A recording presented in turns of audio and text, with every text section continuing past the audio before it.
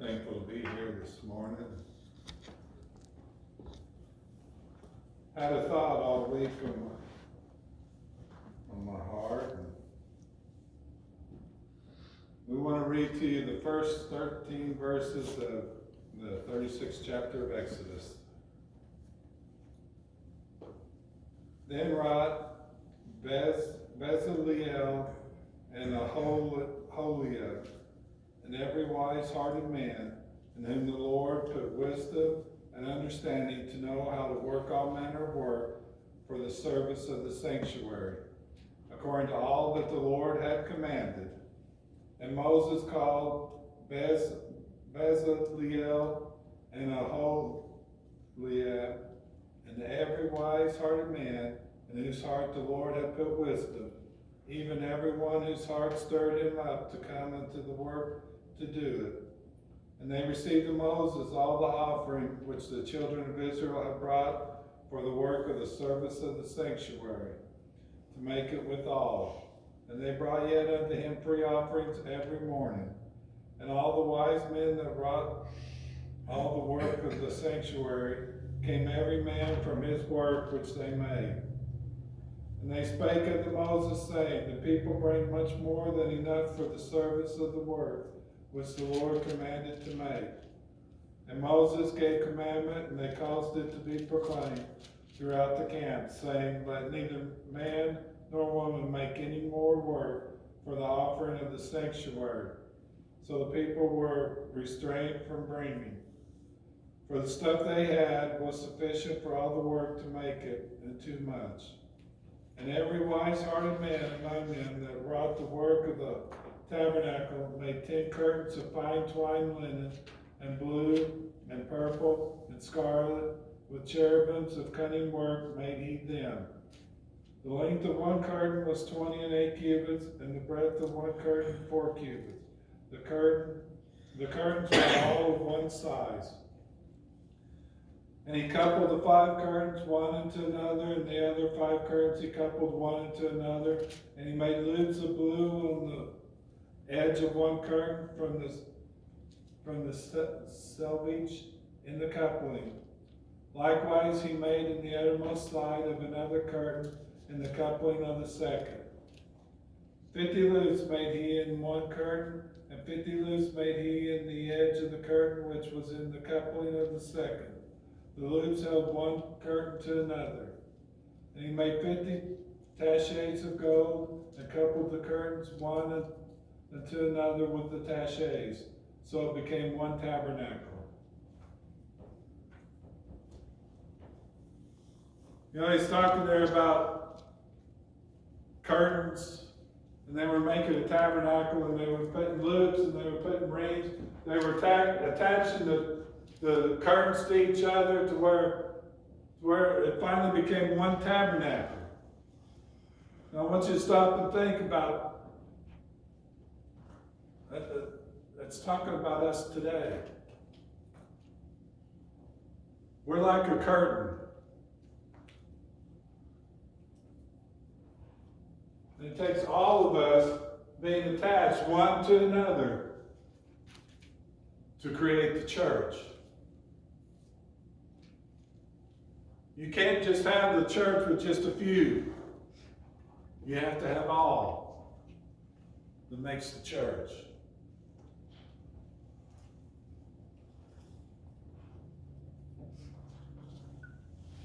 You have to bear with me this morning because the Lord pretty much told me we weren't going to be talking very long. And I'm like, I never do anyway. But the church, stop and think about the church as being a whole. And we want to back up. What we were thinking about as we was reading this morning, what would happen if you were missing a button on a piece of clothing? It wouldn't be complete. If you were missing the button on your pants, you wouldn't wear them because you'd be afraid they'd fall down. A button in front of your shirt you wouldn't wear because it wouldn't look right. You know, it takes everything to be complete.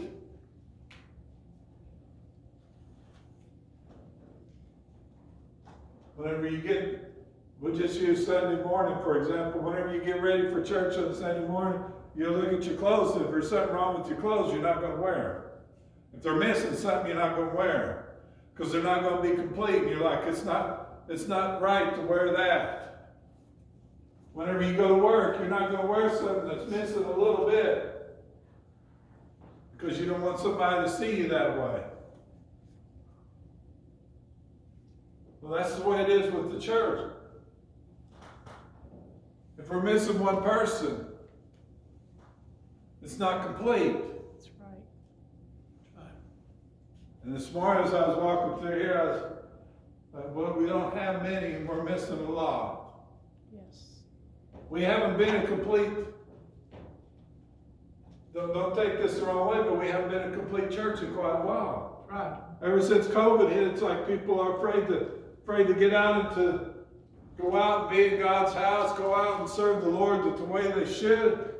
And that's the problem. We let little things interfere with us serving the Lord. Yes, if you're truly sick, don't come out. But if you're just using it as an excuse, we need to come out and serve the Lord.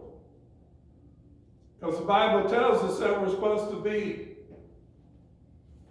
letting our light shine forth to where the world can see. And we'll just use Max for example. If Max was to stay home every Sunday, would his light be shining forth? No, it would not. You know, there's some Sundays that I'd just be like, well, I wish I didn't have to go and preach, that way I wouldn't have to go. Well, even if I wasn't preaching, I would still need to be in the house of the Lord. And that's what we need. We need everyone. Because like in that tabernacle where the curtains were and they attached them with the rings to make it one tabernacle, it took each and every one. It took every one to make it a complete tabernacle. And that's what our church needs. It needs everyone to be coming out to the house of the Lord. I don't care which church you belong to, you need to go out to the house of the Lord. Because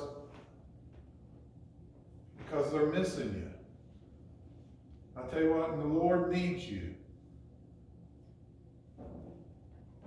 We say, well, the Lord doesn't need me to do his work. I'll tell you what, yes, he does. Yeah, the Lord could save everyone in an instant. He doesn't need us to do that, but he wants us to. The Lord puts on us things to do, and then it's our job to do them. It's my job as a preacher to preach the Lord's word. And the Bible tells me I'm supposed to be instant in season and out of season. Well, that's the same for someone who's not called to preach. They need to be instant in season and out of season. They need to be serving the Lord in spirit and in truth all the time. We can't just say, well, I'm going to go to church on Sunday, or I'm going to listen to a broadcast on Sunday morning, and I'll be good for the week. I wished it was that easy, but it's not. You're not good for the week if you just go to church just so that you can say, I've been to church and I don't have to go and serve him anymore. For the rest of the week, I'm good. We're supposed to be serving him constantly. The Bible tells us that we're supposed to be in constant prayer, that we're supposed to be talking to him nonstop. That's the best way I can tell you. And you say, well, how do I pray to the Lord nonstop? Because I can't just get down and bow down and while I'm driving or while I'm at work. I'll tell you what, you just talk to him like you would anybody else. And I'll tell you, you can talk to him with your eyes wide open. You can talk to him with your eyes wide shut. It doesn't matter. But what does matter is you are a part of the tabernacle. And without you, there's parts missing. You know, if you have a good pair of clothes and you're just missing a button, you're not going to throw it out completely. You're going to repair it. Yeah, it won't look brand new with the repair, but it'll be repaired and it'll be able to be used. And that's the way it is in our lives. Whenever the Lord saved me, that's when I became brand new. Whenever I go throughout my life and there's things that I've done that have not been right, not sure where we're going with on this one, so we'll just have to back it up. But I've done things that aren't right in the sight of God. And you know, whenever I get back to the Lord, I'm not the way I was the day I was saved, but I am made whole again. And that's what we're talking about whenever you're missing that button and you prepare. Or whenever the tabernacle's missing that ring and it needs it. Whenever that ring gets repaired to where the tabernacle's complete, then you're where you need to be.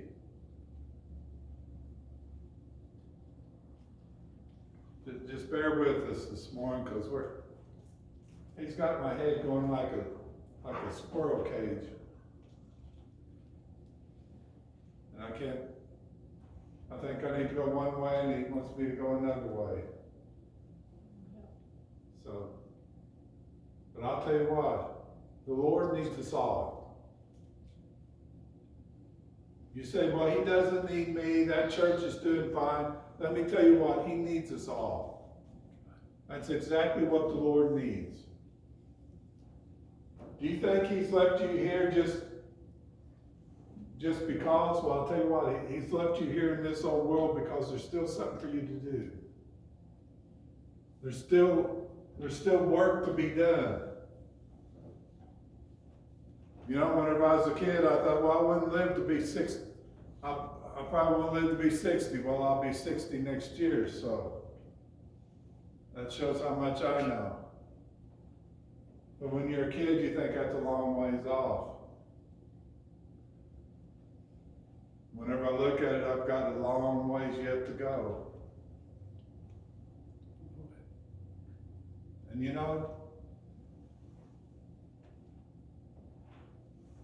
if you think about that tabernacle where it talked about the curtain and the rings, it said each curtain was identical. Each ring is identical. There's not one that's better than another. That's right. That's the way it is with us. There's not one of us better than another. We were all made in the likeness of the Lord Jesus Christ. Yeah, we look different on the outside. But I'll tell you what, on the inside where our soul is, we're all identical.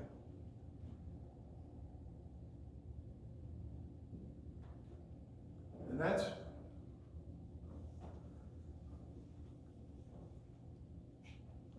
what it takes, is for all of us to get together and be where we can be for the Lord. I mean, I wish I could be a singer. I wish I could sing like Lisa, but I'll tell you what, I can't sing worth a hoot. The Lord knows it, so he didn't ask me to sing. He has had me sing before, scared me to death because I can't sing. But that's what we got to do. Whenever the Lord puts something on our heart, we need to do it. We can't stand back and we can't expect others to step up and do everything for us. It's just like I've got two other preachers here this morning. I could have them, while we were running late, running real easy, just text somebody and say, Yeah, and you better just have them fill in for us. We're not going to be there. Because me, if I'm that late, I'm pretty much late, and I don't like that.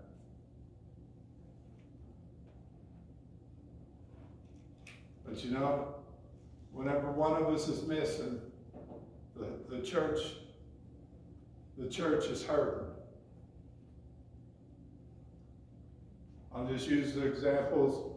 Whenever Tom was on vacation, Sunday school wasn't the same. We had good Sunday school, but it wasn't the same. Piano playing wasn't the same. We had good piano playing. It's because no one can do our job exactly the way we do it.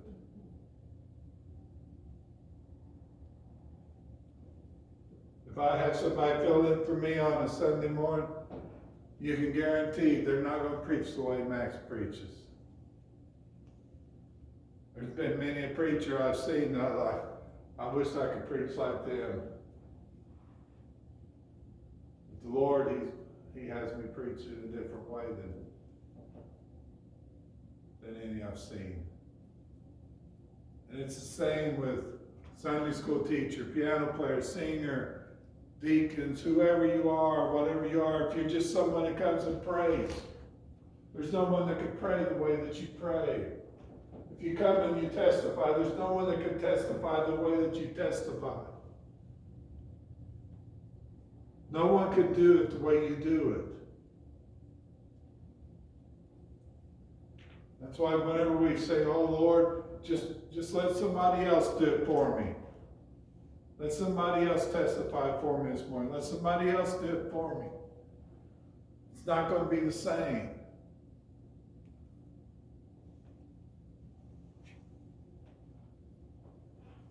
The church isn't the same without us, without each and every one of us.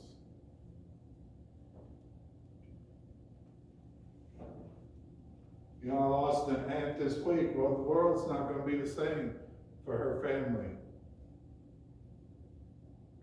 without her. Whenever my mom passed away, my world got changed without her. When my brother-in-law passed away, the world got changed without him. Never be the same. All the plans that you make have to be adjusted. But I'll tell you, there's one that's still the same, and that's Jesus Christ. And that's the one that we need to be calling upon. Calling upon Jesus with our whole heart. Yeah, my mom's gone. I got things I got to do, try to figure out. And I'll tell you, I can't do them alone, but I have the Lord Jesus.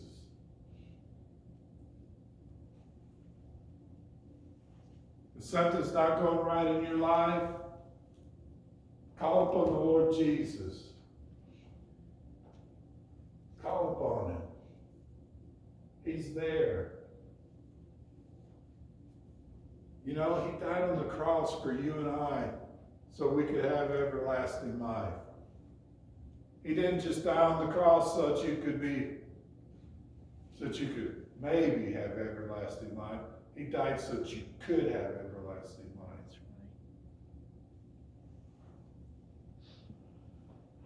And you know what? He arose the third day.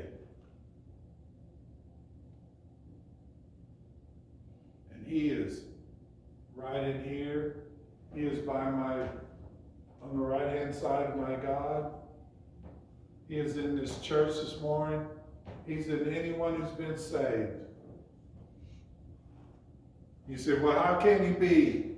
How can one person like Jesus be in everybody? Well, I'm going to tell you, I don't know. I'll just flat out tell you, I don't know, but He does it.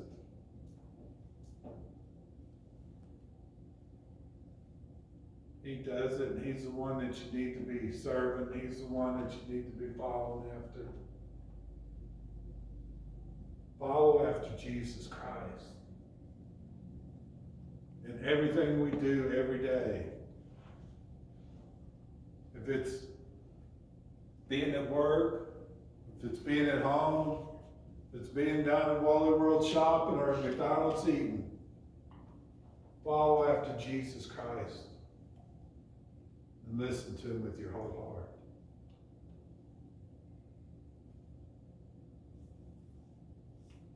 Just listen to the Lord.